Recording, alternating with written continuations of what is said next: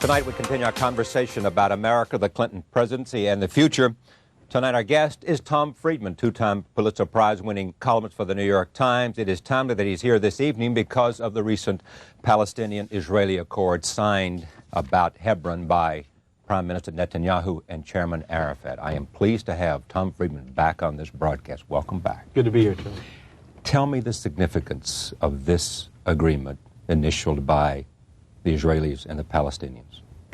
I think the biggest significance of it is that it brings the other half of Israel into the Oslo peace process. We knew that 50% of Israel who voted for the Labor Party, who voted for the late Prime Minister Yitzhak Rabin, his successor Shimon Peres, they were ready for this process. They're ready for a withdrawal from Hebron. They're ready for the further withdrawals.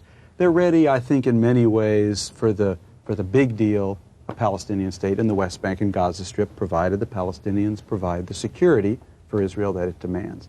But the other half of Israel was out of this process, the Likud half, the right half, as it were.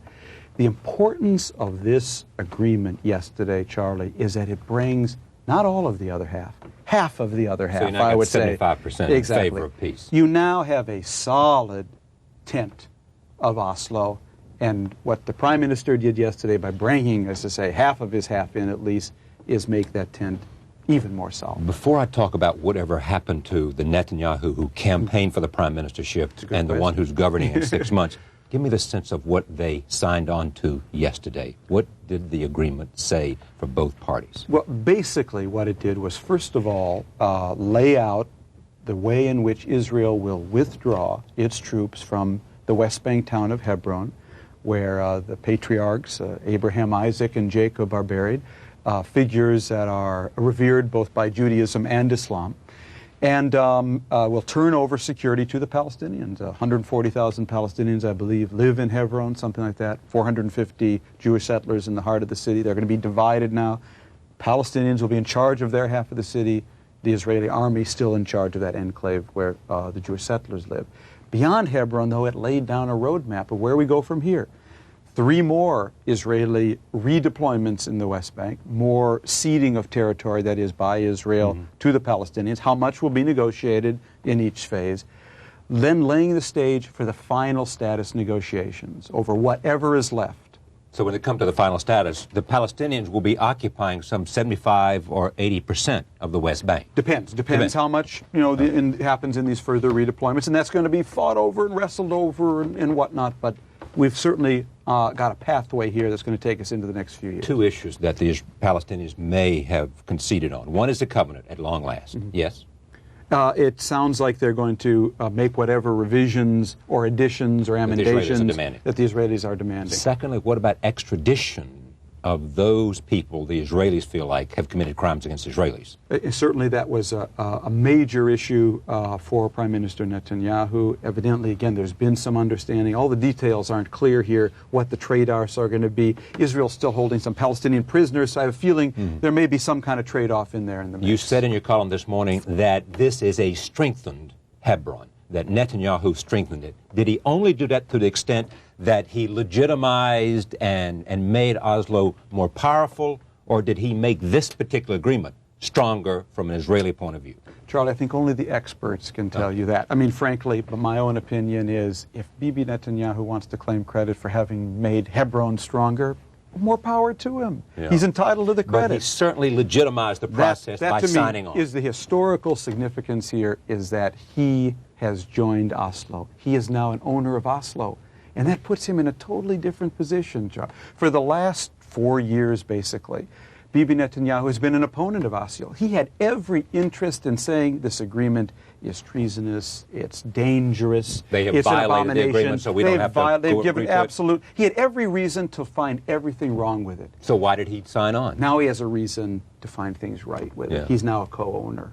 That doesn't mean he's going to accept everything or turn the other cheek, if Arafat violates the agreement. But he is now a co-owner. He has a stake in its success.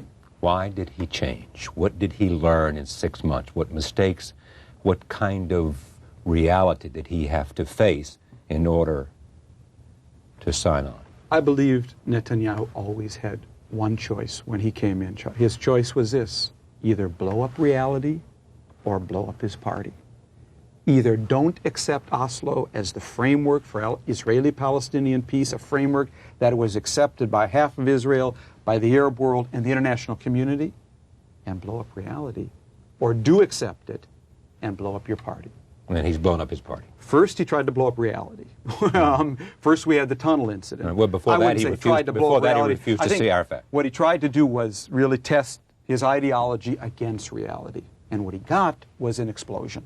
Okay? And I think what the explosion showed Prime Minister Netanyahu is that this is the price for turning away from Oslo. It is a return to the Intifada, the Palestinian uprising, constant grinding and tension with the Palestinians. Oh, business relations, everything else frozen. Everything. And what the Israeli, I think, middle class, silent majority, whatever you want to call them, was saying to be, look, if you want to go forward a little slower, a little more cautiously, a little safer, that's fine with us. But I'll tell you one thing we're not doing. We're not going backwards. And where you're taking us is backwards. And so in that sense, he confronted, I think, the reality that the Israeli public wants to keep going forward cautiously, carefully, with what I call the test of Oslo. Is there a Palestinian and Arab partner for the secure peace that Israelis are trying to get from Oslo? It's a test. It's a cautious, careful test. Israelis wanted that test to go forward. And I think once he recognized that that's where the Israeli silent majority was, that he was in a negotiation with Arafat, and the reason this weak little mayor of Gaza had more leverage over him, the superpower of Israel, was that Arafat had the Israeli silent majority on his side of the table. They were always pushing Netanyahu. They were always pushing Netanyahu. They were saying, see, what happened in Israel was that the Israeli silent majority thought Shimon Peres got too far ahead. He was going a little too fast. Then they were really ready to take. They yanked him back. When they sensed that Netanyahu was going too slow, they yanked him forward. That's what happened here. And when he did that, his choice, he had to basically blow up his party. Or he had to really split his cabinet. We'll see what happens to his party. So when Ehud Barak says, look, he has one by one, Netanyahu signed on to all the things that he called criminal by Rabin and others, Peres. It doesn't really matter because he effectively has signed on to Oslo, and that's all that matters. Charlie, it doesn't matter, but I'll tell you this. At this hour, there's two guys who I'm thinking about. One's in his grave and the other's in his cell. The one in his grave is the late Prime Minister Yitzhak Rabin. He was right. And let's not forget that at this moment. He gave up his life for being right about what Bibi Netanyahu, Prime Minister Netanyahu, recognized today. Let's remember that. The other is Yigal Amir, the man who killed Mr. Rabin. Oh, he thought that he had God on his side. And he thought he had history on his side. And he thought he had the Israeli silent majority on his side. He was certain that he was acting in the name of the people of Israel and that by killing Rabin, he was going to reverse and halt this progress and this peace process. Yigal Amir was wrong. And this signing today, this buds for you, Yigal. He thought he was acting in the name of his God, too, and he was wrong about that as well. Someone said about Netanyahu that he was always more interested in success than ideology. That in the end, he was inevitably going to come to this point because success was more important to him in the best sense of that word. His own success, yes. Israel's success. I just didn't know. I think Prime Minister Netanyahu sincerely believed what he believed when he came into office. But I think he had not really exposed himself to the evolution and the revolution in a way that had happened in the Middle East. And I'll say one thing to his credit. What he did yesterday, took some guts. I mean, you can say he was driven by reality, explosion, a desire to succeed and win a Nobel Peace Prize too. But basically, he swallowed a huge amount of his own words. And he went against his own party because he sensed that's where the public's interest was. And I think he made a mess of a lot of things when he came in. But for that, I give him credit. That took a lot of guts, too. And for that, I think we got to give him a little bit of credit.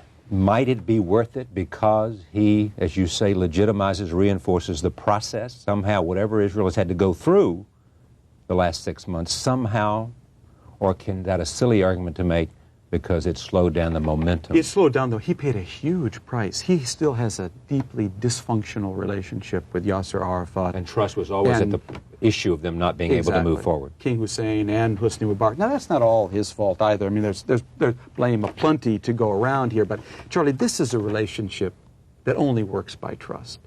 You know, my sense of the Middle East, I may have said this to you before, is that in the peace process, you know, you're always going into a howling wind.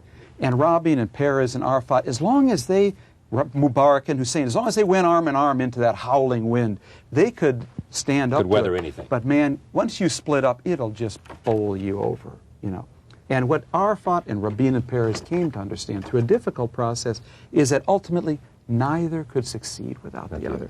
And one hopes that if they aren't there yet, that's where they're heading, that Prime Minister Netanyahu and Yasser Arafat are learning that same lesson. What should we look to over the next 2 years between now and 1998, the end of 1998, when Israeli redeployment is supposedly taken place? What could derail this? Well, I'll tell you what I look for, and then we'll see what could derail it. I look for the new debate. The new debate in Israel, I think you're going to see it more quickly than you can imagine, is that the right will split now. Half the right, I believe, will join with the left and the Labor Party in a new discussion. And that is, folks, there is going to be a Palestinian state. So maybe we have an interest in shaping it by taking the initiative and the high ground and saying, okay, there can be a Palestinian state, but we want X, Y, Z, and D. You know, we want it to have these characteristics that will secure Israel. He's already beginning to speak that way. Exactly. I mean, in an interview with me, he talked about sovereignty and his definition. He's almost there. Looking for a new model and exactly. all that. And I think so the big debate will be the Likud model of a Palestinian state, the Labor model of a Palestinian state, and the Palestinian model of a Palestinian state. The other half of the right, I think, is going to go to the barricades. And I'm worried. These are the religious elements, exactly. these are the settlers, Religious/nationalist elements that I think they are deeply committed to their perspective. This is a body blow to them. This is a shock. And losing Prime Minister Netanyahu is very important for them because in many ways Prime Minister Netanyahu was their bridge to the center. See, one of his strengths as a politician was that he both shared their right-wing agenda, so they thought, but he was acceptable to the center. That's why he could win and, say, Ariel Sharon, former defense minister, could not. He could be Prime Minister, Netanyahu. Now, the right's bridge to the center here has been broken. It's collapsed. And so they have nowhere to go. They have nowhere to the go. Barricades. Exactly. That's what I worry. And I hope what you'll see is that half of the half now will keep moving and, you know. And Netanyahu is in the center. He is now a center-right. He's now center-right. He's now center-right. And he's trying to bring ahead a coalition with center-left people, trying to get them to support his center-right position. But I think now he has really moved fundamentally to the center. And Tom Friedman, with all his experience and all that he's done in the Middle East, says it is inevitable that there will be a Palestinian state on the West Bank sooner than you expected. Well, there's a process here. There's a time schedule, you know, but it'll be part of the final status here. There will be a Palestinian state. Jerusalem will be involved in it. You know, yet to be determined. Yet to be determined. I don't want to make any predictions about that, but there will be a state of some size or another, of some characteristic or another, and I hope that what Prime Minister Netanyahu has learned from this process is that if I define it, if I get ahead of it, if I give my own stamp to it, instead of being dragged into it kicking and screaming, I'm going to have a lot more leverage with my own people, with the international community, with the Americans, and with the other side. Let me move to another issue. McDonald's, the golden arch theory of Friedman. It is this notion that there's a kind of conflict avoidance from the presence of a McDonald's franchise in your country. Because if you have McDonald's franchises, it signifies to that country and its people a certain level of economic maturity, a certain level of economic development, a certain stake in the global order, so that you do not want to risk that, because it benefits all of your consumers and all your people. And therefore, says Mr. Friedman, if you have a McDonald's in your country, you're not going to go to war with another country that has a McDonald's in there, half tongue-in-cheek he says this, because you got too much of a stake in something else. Tell me about this theory. So I'm traveling around the world. As you know, we've had these discussions along the way. I've been to, 40 countries in the last couple of years. And I have to admit, I like McDonald's. I like my occasional burger and fries when I'm on the road. And so I eat at McDonald's in every country I go to. I started to notice something. I started to notice that no two countries that both had a McDonald's had ever fought a war with each other. And I just sort of started tracking this. I said, you know, one day I'm going to check this out. So I went to Chicago, McDonald's headquarters in Oak Brook, Illinois, Hamburger University, HU as they call it. I put my thesis on the table, had them run the computer, you know, mob. Yeah. I was kind of worried about the Falklands War. I thought Argentina might have had a McDonald's. But timing was on your side. But they hadn't. And they confirmed it. Right. No two countries that both had a McDonald's had ever fought a war against each other. So I sort of developed what I call my Golden Arches theory of conflict prevention. Right. And the Golden Arches theory of conflict prevention states that once a country reaches the level of economic development that it can afford to have a network of McDonald's, because McDonald's never just puts one into a country, they always go into with a network, that country becomes a McDonald's country. And in a McDonald's country, people don't like to fight wars. They like to wait in line for burgers. All right. And so what we should all be doing is encouraging the growth of McDonald's. A new McDonald's opens somewhere in the world every 3 hours. Right. There's your fact for today, That's America. right. You know? Now, your point is that it does not stop conflict within boundaries because basically this era we're going into, I believe, is an era. I've often said this to you, Charlie, when people say, what do I do for a living? I say, I cover the wars between winners and losers within countries. Right. And that's why it's interesting. When the McDonald's opened in Minsk, there was a riot last month. Someone called me, a reporter, and said, hey, Friedman, well, where's your thesis? You said, I said, wait a minute. I said, inside countries, because inside countries there are those who will eat the Big Mac, and there are those who fear the Big Mac will eat them. I.e. loss of their cultural identification. Exactly. Loss of their cultural identity. That globalization, as it comes to their country, will take away their culture, their traditions, okay, their eating habits, and at the same time, it is producing a gap between winners and losers, those who can afford to take advantage of McDonald's and Pizza Hut and IBM and Macintosh, and those who are going to be left behind by this process of globalization.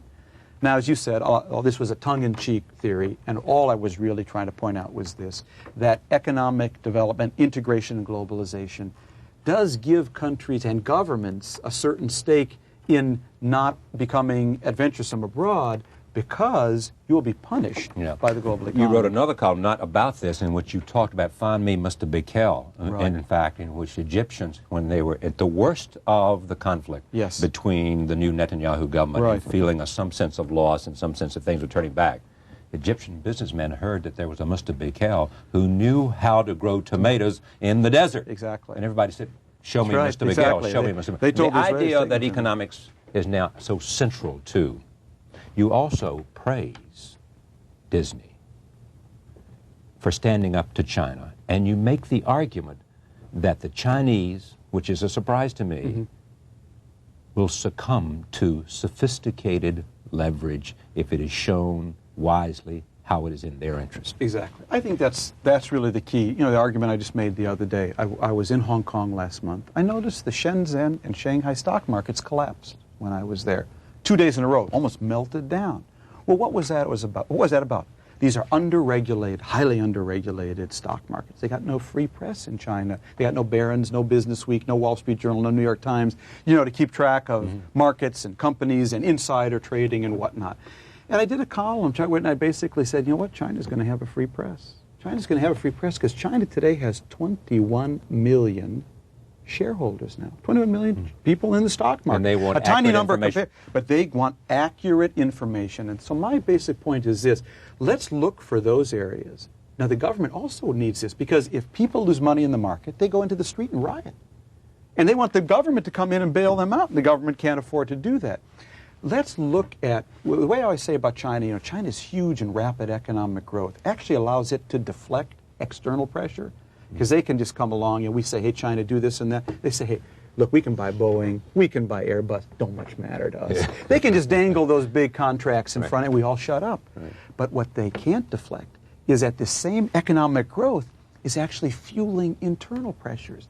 It's creating whole new interest groups, shareholders, workers, who want certain workers' rights now, that the government has a self-interest in addressing and satisfying.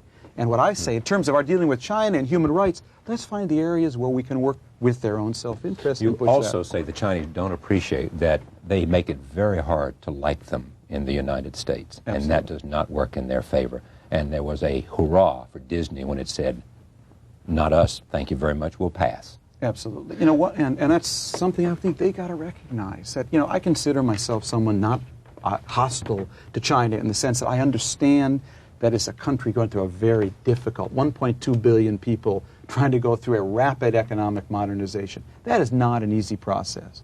And I'm ready to sit down, okay, and think that through and be sensitive to some of the difficulties they're going through. But I'm not ready. When they start telling me I can't make movies about things just because they're big, okay, and it's that has really bothered me about China. They've made it very hard for people who want to at least be understanding about their difficulties, I think, to really be sympathetic, because they go too far. And I think they're really hurting themselves, and in the long run, I think it'll blow up in their face. It's great to have you here. Thank you very much. A pleasure. Tom Friedman, New York Times columnist.